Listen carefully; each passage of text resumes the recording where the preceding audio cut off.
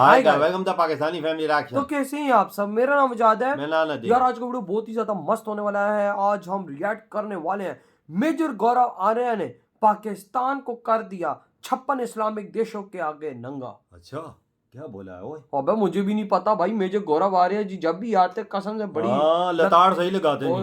Watch करते हैं भाई आखिर किस तरह से मेजर गौरव आर्या जी ने कर दिया 56 इस्लामिक देशों के सामने हमको नंगा। तो कड़न करते स्टार्ट। एर्दोगान की स्पीच देखने के लिए, सुनने के लिए पूरा पाकिस्तान का, क्योंकि वही बात करता था ज्यादा कश्मीर के बारे में कि एर्दोगान आया है, एर्दोगान कुछ ना कुछ तो बोलेगा यार, कुछ ना कुछ तो एर्दोगान बोलेगा और भारत को रगड़ देगा और भारत को बोलेगा ये भारत गंदा, भारत फलाना, भारत ढिमका। पाकिस्तानियों, तुम्हें क्या एक्चुअली लगता है कि एर्दोगान को 2 रुपए का फर्क पड़ता है? 2 रुपए का उसको फर्क पड़ता है? किसी को फर्क नहीं पड़ता यार। वो बात करता इस्लाम की, ये मौका था जब वो बात करता मुसलमानों की। उसने बात करी पैसे की। सऊदी अरब क्या कह रहा है? सऊदी अरब कह रहा है हबीबी, ये और दुनिया भर की वर्ल्ड न्यूज़पेपर्स में आया है, इंडिया में भी आया है। वो कह रहा है हबीबी, तुम्हें हम वीजा देती हज करने के लिए, तुम्हें हम वीजा देती उम्रा करने के लिए, तुम ना हज करती ना उम्रा करती पाकिस्तानी हबीबी, तुम भीख मांगती। मेरी गवर्नमेंट है, मेरी फौज मुझे परमिशन दे तो मैं जाके ये बात चल रही पूरी दुनिया गजा में शहीद होना चाहता हूं। काम करने के लिए जाते हो तो अबे इजरायली सुन लेंगे तो मैं पाकिस्तान के अंदर ही शहीद कर देंगे। वो सही बोल, वो बड़ा खतरनाक किस्म के लोग हैं। वो कहां पे उसको हल्का सा लगा कि मुझे भारत से फायदा हो सकता है, ठीक है, उसने बोला कौन सा इस्लामिक मुल्क यार, कौन सा कश्मीर। देखा इधर भारत है उधर आगे।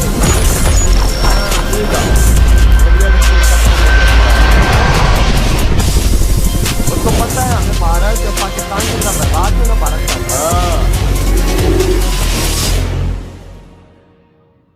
जय हिंद दोस्तों, मैं हूं मेजर गौरव आर्या और आप देख रहे हैं द चाणक्य डायलॉग। इस वीडियो को लाइक करिए, हमारे चैनल को सब्सक्राइब करिए, बेल आइकन दबाना बिल्कुल मत भूलिएगा। दोस्तों, इसके पहले कि मैं वीडियो शुरू करूं, मैं आपसे आपकी राय लेना चाहता हूं। कुछ समय पहले हम लोग गया गए थे। आपको पता है बिहार में एक जगह है गया, वहां पे ऑफिसर्स ट्रेनिंग एकेडमी है। बहुत शानदार एकेडमी है, बड़ी प्यारी एकेडमी है। और गया बिहार में जो है अपने आप में बड़ी खूबसूरत जगह है। वहां पे हमने शूट करा था करीब 40-45 मिनट का ओटीए गया की डॉक्यूमेंट्री, जो इस सैटरडे को शाम को 5 बजे रिलीज होने वाली है द चाणक्य डायलॉग्स हिंदी पे। आप ये डॉक्यूमेंट्री देखिएगा और फिर आप हमें बताइएगा क्या आप ऐसी और डॉक्यूमेंट्रीज चाहते हैं जहां पे मैं जाऊं, मैं फौजियों से बातें करूं, मैं उनकी जिंदगी कैसी है, वो लोग क्या करते हैं, घर वालों को कितना मिस करते हैं, ट्रेनिंग उनकी कितनी हार्ड होती है, वो लाइन ऑफ कंट्रोल में कितनी हार्ड जिंदगी बिताते हैं, इतनी बर्फ में कैसे चलते हैं। क्या आप वो सब कहानियां चाहते हैं? जरा कमेंट्स में लिखिएगा। और अगर आपको पसंद आए तो हमें वही प्यार और वही आशीर्वाद एक बार फिर दे दीजिएगा। चलिए वीडियो की ओर चलते हैं। तुर्की के राष्ट्रपति एर्दोगान ने इस बार यूनाइटेड नेशन जनरल असेंबली में जो स्पीच थी, हर साल लोग आते हैं, हर साल लोग स्पीच देते हैं, मोदी जी भी गए, राइट। इस बार भाई मतलब एर्दोगान, उसने इस बार कश्मीर का कोई मेंशन ही नहीं करा। He did not mention Kashmir. वो उड़ा गया वो कश्मीर। अच्छा, इसमें पाकिस्तानियों के दिल में बड़ा गम और गुस्सा है।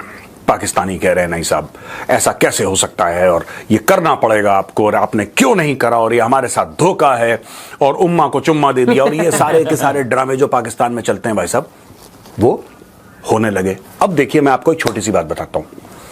ये जो एर्दोगान है, इसने 2019 में जब 370-35 से हटा था, यही एर्दोगान कह रहा था कि ये कॉन्फ्लिक्ट को खत्म करा जाए और भारत को बात करनी चाहिए पाकिस्तान से, और ये जस्टिस और फेयरनेस पे होना चाहिए कश्मीर का समझौता। 2020 में फिर उसने ऐसी बात करी। यहां तक बोल दिया कि जो यूनाइटेड नेशन सिक्योरिटी काउंसिल के रेजोल्यूशंस हैं, उसके ऊपर होना चाहिए सारा मामला। यानी कि प्लेबिसिट होना चाहिए, यानी कि कश्मीरियों को वो अधिकार होना चाहिए कि आप वोट देके ये डिसाइड करें कि आप भारत का हिस्सा बनना चाहते हैं कि पाकिस्तान का, या जैसा भी जो भी, अकॉर्डिंग टू दी प्लेबिसिट का जो भी मामला था यूनाइटेड नेशन सिक्योरिटी काउंसिल का। उन्होंने 2022 में भी ऐसी बात बोली, उन्होंने 2023 में भी ऐसी बात बोली, 2024 में उनकी जबान लड़खड़ा गई। सामने मोदी जी मैं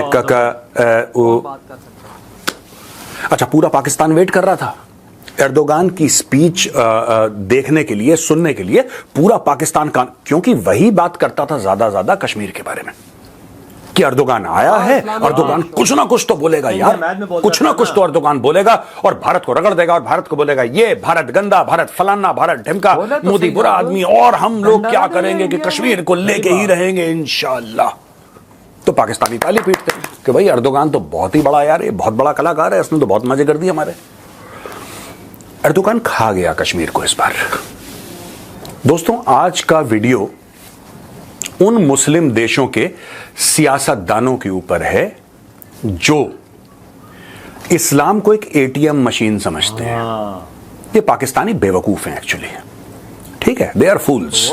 इनको ऐसा लगा कि एर्दोगान के दिल में कश्मीर को लेकर दर्द है। एर्दोगान को नक्शा उसके मुंह पे मारो एर्दोगान के, उसको ये ना पता लगे कश्मीर कहां पे। क्या बच्चों वाली बातें कर रहे हो, क्या बच्चों वाली बातें कर रहे हो पाकिस्तानियों? तुम्हें क्या एक्चुअली लगता है कि अर्दोगान को 2 रुपए का फर्क पड़ता है? उसको क्या फर्क पड़ता है यार? 2 रुपए का उसको फर्क पड़ता है? किसी को फर्क नहीं पड़ता यार। तो ये इस्लामिक उम्मा का जो भूत है ना, ये तुम ही लोगों ने अपने सर पे पाल रखा है, तुम्हारे कंधे पे बैठ के सर पे नाचता है।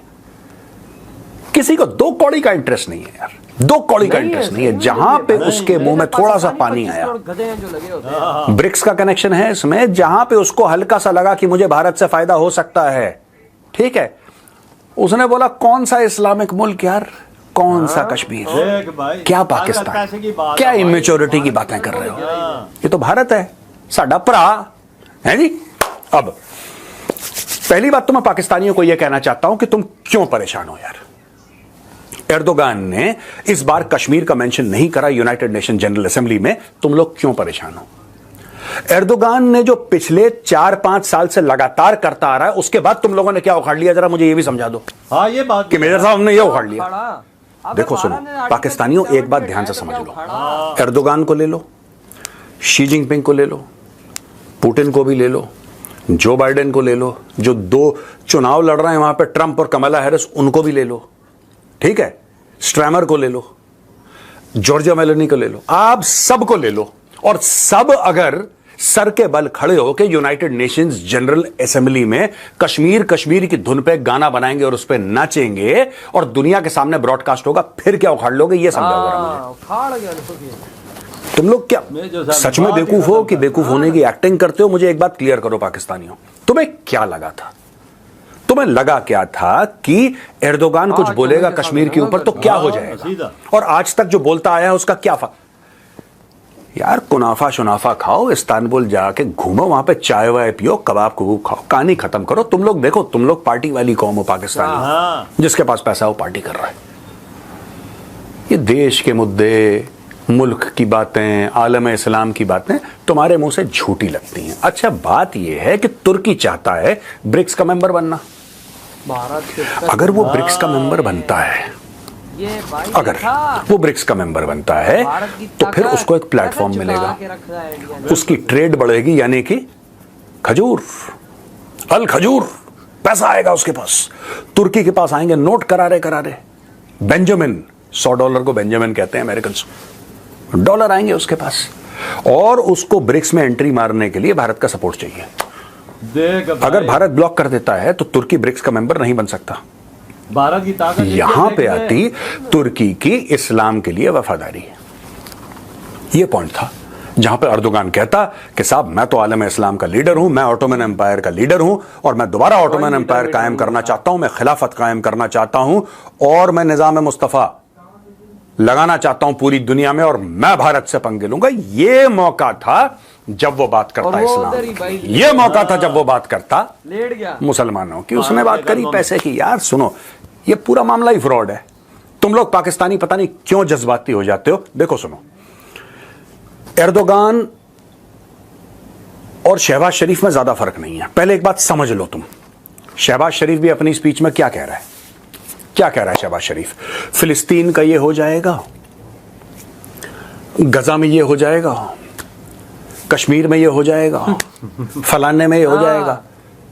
तुम्हें, मैं पाकिस्तानी हूं, तुम्हें क्या लेना देना गजा का यार? तुम्हारा पाकिस्तान नहीं समझ रहा।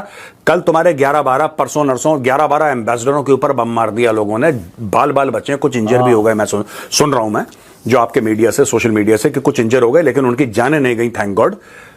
आपके यहां रोज अटैक हो रहा है, रोज वहां पे आप लोग जलील हो रहे हैं, रोज भीख मांग रहे हैं, रोज आपके सियासतदान जाके लेट जाते हैं यार आईएमएफ के आगे, वर्ल्ड बैंक के आगे, रोज रोज आप लोग भीख मांग रहे हो। अभी सऊदी अरब ने क्या बोला है, लेटेस्ट न्यूज आई है पाकिस्तानी अखबारों में, I am quoting Pakistani newspapers. सऊदी अरब क्या कह रहा है, सऊदी अरब कह रहा है हबीबी, ये और दुनिया भर की वर्ल्ड न्यूज़पेपर्स में आया है, इंडिया में भी आया है, वो कह रहा है हबीबी तुम्हें हम वीजा देती हज करने के लिए, तुम्हें हम वीजा देती उम्रा करने के लिए, तुम ना हज करती ना उम्रा करती पाकिस्तानी हबीबी, तुम भीख मांगती यहां पे आके, मक्का मदीना में तुम आके भीख मांगती। यार एक बात बताओ, ये सिर्फ ऐसा नहीं है कि तुम्हारे सियासतदान भिखारी हैं, तुम लोग खुद भिखारी हो तो है। ये सियासतदान थोड़ा ना जाके मक्का मदीना में भीख मांग रहे हैं, इराक में भीख मांग रहे हैं, ईरान में भीख मांग रहे हैं, जापान में भीख मांग रहे हैं, इंटरनेशनल भिखारी हैं, जापान जाके वीजा लेते हैं, जापान फ्लाइट पकड़ते हैं, जापान में लैंड करते हैं, टोक्यो में अरे अभी भी हम आ गए, लाओ पैसा। ये तो कॉमन मैन कर रहा है ना यार, जापान को भी नहीं कोई बंदा हवाई जहाज में भीख मांग रहा है, ये भी है। एडिटर साहब अगर फोटो मिलती है तो चिपका उसकी है, वो हवाई जहाज का टिकट लेके वीजा लेके बैठा इंटरनेशनल फ्लाइट में भीख मांग रहा है, वो भीख मांग रहा है, कह रहा है पैसा दे दो मुझे। 90% जो इंटरनेशनल भीख मांगने के लिए जो जेल में लोग हैं उसमें से 90% पाकिस्तानी हैं। सच है। इनको कश्मीर चाहिए, कभी ये फिलिस्तीन में गाजी बनेंगे। अरे भिखारी गाजी नहीं बनते यार, तुम्हें कितनी बार समझा चुका हूं मैं। जो भिखारी होते हैं वो मुजाहिदीन नहीं होते, वो गाजी नहीं बनते, वो जिहाद नहीं लड़ते, वो सिर्फ भीख मांगते हैं। तुम्हारी कौम की किस्मत है तुम लोग भिखारी हो। तुम्हारा शहबाज शरीफ से लेकर, तुम्हारा आसिम मुनीर से लेकर, तुम्हारे ऊपर से लेकर नीचे, तुम्हारा जो वो चीफ जस्टिस भी था, उसका नाम मैं भूल गया, तो वो भी भिखारी, उसने भी डैम के लिए भीख मांगी, फिर पैसा लेके खा के पता नहीं अमेरिका भाग गया, फिर उसके ऊपर केस चला, Saqib Nisar I think his name was. यार तुम्हारे आर्मी चीफ से लेकर, तुम्हारे राष्ट्रपति से लेकर, तुम्हारे प्रधानमंत्री से लेकर, तुम्हारे जो कैबिनेट मिनिस्टर उनसे लेकर, जो कॉमन मैन है, जो रेडी लगाता है, सब भीख मांगते। तुम लोग कश्मीर का क्या करोगे ये बताओ। तुम लोग फिलिस्तीन की इतनी लंबी लंबी बातें कैसे कर लेते हो यार? इतनी क्रिएटिविटी कहां से आती है तुम्हारे अंदर कि हम फिलिस्तीन के, हम अपने फिलिस्तीनी भाइयों के साथ खड़े हैं? नहीं, तुम किसी के साथ नहीं खड़े, तुम सिर्फ कटोरे के साथ खड़े हो, तुम सिर्फ कशकोल के साथ खड़े हो। तुम किसके साथ खड़े हो बताओ मुझे। अभी फिर तुम्हारा 7-8 अरब का केस आने वाला है आईएमएफ का, जबकि तुम्हारे शहबाज शरीफ ने कसम खाया था कि कसम खाओ पूरी पाकिस्तानी कौम की आखिरी बार हम भीख मांग रहे हैं। वो 24वीं बार था जब उसने बोला था आखिरी बार, अब 25वीं बार का फिर तुमने एप्लीकेशन लगा दिया। You have been broke 25 times. IMF किसको देता है लोन? आईएमएफ उस देश को लोन देता है जो कि डिफॉल्ट के दहाने पर खड़ा हो, डिफॉल्ट की कगार, जो ब्रोक हो गया हो। 25 बार तुम्हारा दिवालिया हो चुका है यार, 25 बार। कुछ तो शर्म करो। जब तुम अपने मुंह से फिलिस्तीन, मैं बता रहा हूं तुम लोग फिलिस्तीनियों की किडनियां बेच दोगे यार, नहीं समझते। तुम लोग फिलिस्तीनियों को मार दोगे, मैं बता रहा हूं। तुम इतने जालिम हो पैसों की खातिर। अपने मुल्क में तुम्हारा इंसाफ नहीं है, अपने मुल्क में तुम्हारा कुछ ना रोजी रोटी ना कुछ। आदमी आटे के लिए एक दूसरे की गर्दनें रेत रहे हैं तुम्हारे मुल्क के अंदर, लेकिन तुम्हारे प्रधानमंत्री को फिलिस्तीन की बात करनी है। अच्छा, मैं एक और चीज बोलना चाहता हूं यहां पे बिफोर आई गो अहेड। मुझे यार बड़ी सरप्राइजिंग चीज लगती है, बड़ी अजीब सी चीज लगती है यार। पाकिस्तानी वो यूट्यूबर जाते हैं ना, मुंह में माइक डालते हैं सबके सड़क पे कि आप क्या लगता है, आपको क्या समझ में आता है?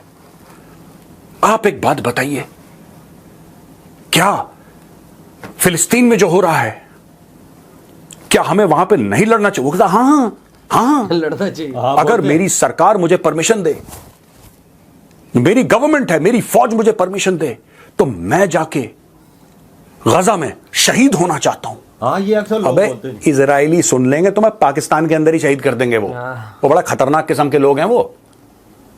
और एक बात बताओ, जब तुम लोग डंकी लगा के जाते हो कनाडा, जब तुम लोग डंकी लगा के जाते हो यूके, यूएस, यूरोप के अलग अलग जगह, जब तुम डंकी लगा के वहां पे जाते हो तो परमिशन लेके जाते हो? भिखारियों, परमिशन लेके जाते हो तुम लोग वहां पे? जवाब दो, परमिशन लेके जाते हो?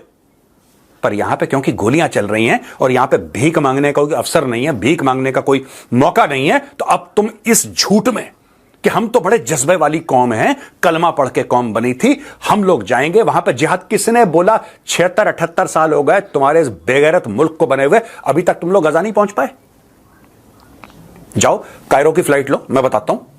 कायरो की फ्लाइट लो, घुसो इजिप्ट से, जॉर्डन की फ्लाइट लो, घुसो वहां से, लेबनान की फ्लाइट लो, घुसो वहां से। किसने मना करा है तुम्हें यार? कौन मना कर रहा है तुम्हें कि तुम गजा जाके ना लड़ो, लेबनान जाके ना लड़ो? झूठे मक्कार कहीं के तुम लोग। इधर हुई ये वीडियो खत्म यार। मेजर साहब ने तो आज बिल्कुल आगे रख दिया यार। और यार वाकई में उनकी बात सही है कि हमारे पीएम से लेके कॉमन मैन तक बेकारी है हमारा। पता नहीं, मुझे याद नहीं आ रहा हमारे कौन से एक आर्मी के चीफ थे, उन्होंने खुद बात बोली थी यार, सुबह मेरा ये काम होता था कि मैं वर्दी पहनूं आर्मी की और निकल जाऊं देशों के अंदर भीख मांगने। कैसे बोला था ये यार? पता नहीं, ये कोई था हमारा आर्मी चीफ, उसने ये बात बोली थी जब वो रिटायर हुए थे, तब उन्होंने ये बात बोली थी। बात टाइम ही ऐसा था ना वजात।